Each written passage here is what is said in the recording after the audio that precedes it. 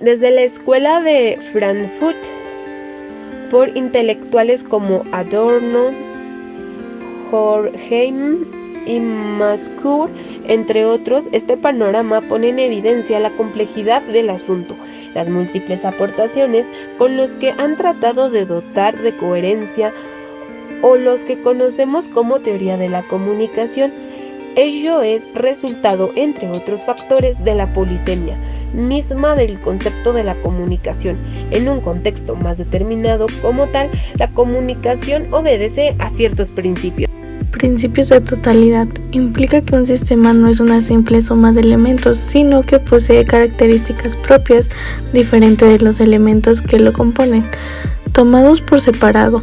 El principio de casualidad circula, según el cual el comportamiento de cada una de las partes del sistema forman parte de un complicado juego de implicaciones mutuas, de acciones y retracciones. Y el principio de regularización, que afirma que no puede existir comunicación que no obedezca a un cierto número mínimo de reglas, normas, convenciones. Estas reglas son las que precisamente permiten el equilibrio del sistema. Estos tres principios son la base de las principales aportaciones de la Escuela de Palo Alto. Aportes e ideas básicas de la teoría de la comunicación humana.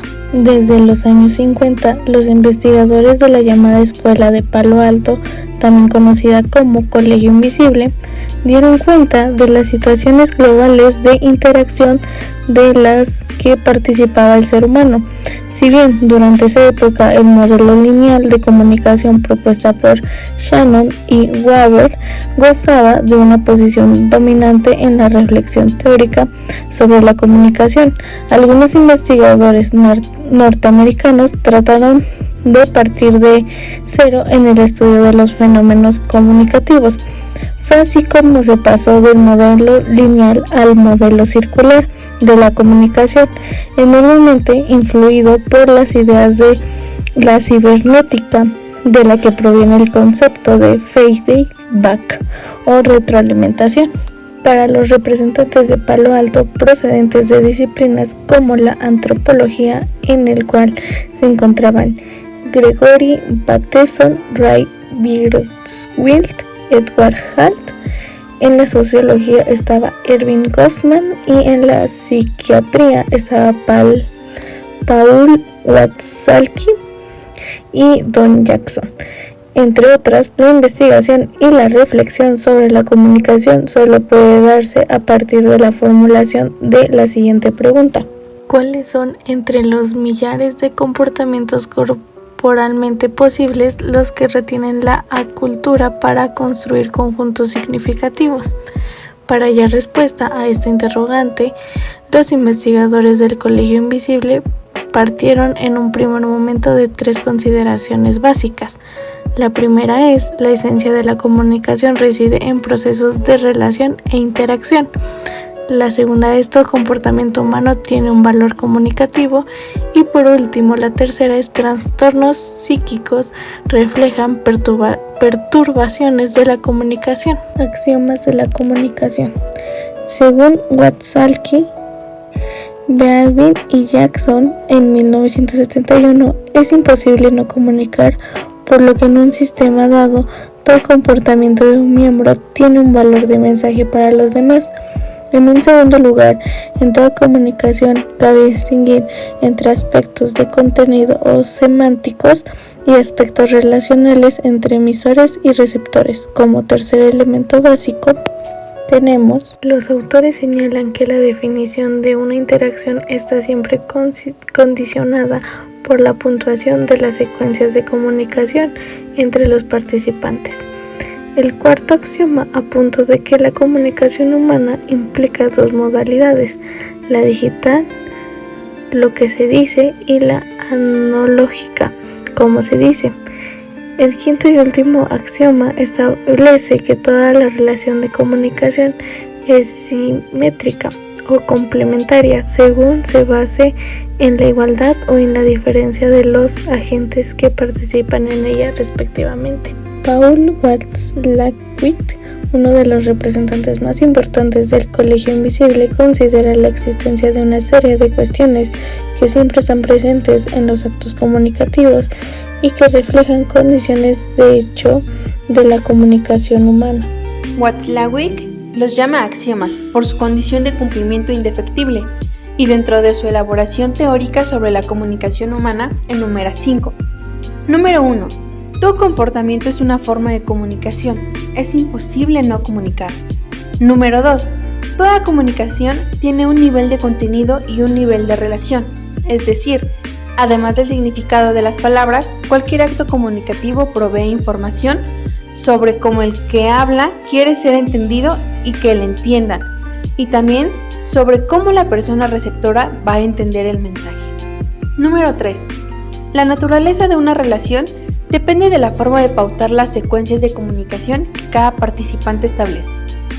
La comunicación puede ser entendida como una serie ininterrumpida de intercambio de mensajes.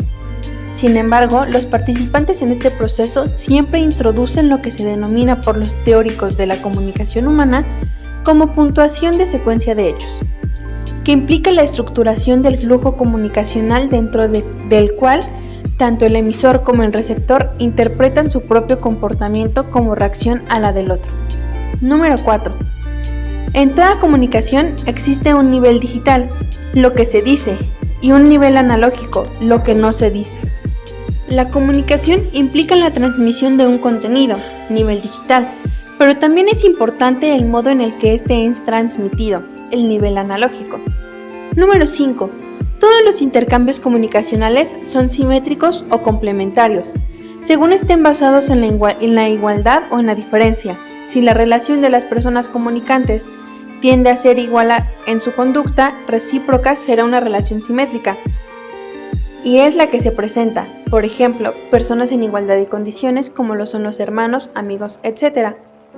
El planteamiento de estos axiomas rompe con la visión unidireccional o lineal de la comunicación. De alguna manera, los axiomas marcan el inicio para comprender que la comunicación no es solo cuestión de acciones y reacciones, es algo más complejo y debe pensarse desde un enfoque sistémico, a partir del concepto de intercambio. Los axiomas de la comunicación vienen a conformar el modelo relacional sistémico que enmarca toda la reflexión sobre los fenómenos comunicativos realizada desde la Escuela de Palo Alto. En una situación comunicativa, por tanto, es la relación misma lo fundamental que hay que estudiar, más que las personas que están implicadas en ella.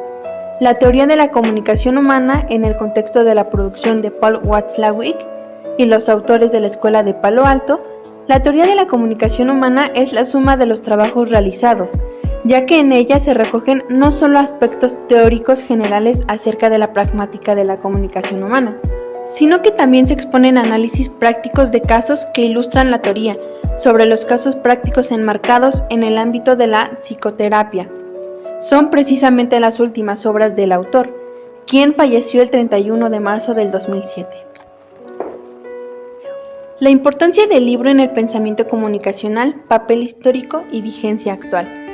Pese a que el enfoque sistémico en la comunicación no goza de una legitimidad absoluta en el campo académico de la comunicación, donde hallamos mucha mayor presencia en los enfoques sociológicos, críticos, culturalistas y funcionalistas, puede decirse que la teoría de la comunicación humana es un clásico dentro de nuestro campo de estudios, y lo es, sobre todo en el marco de la reflexión conceptual y teórica de la comunicación.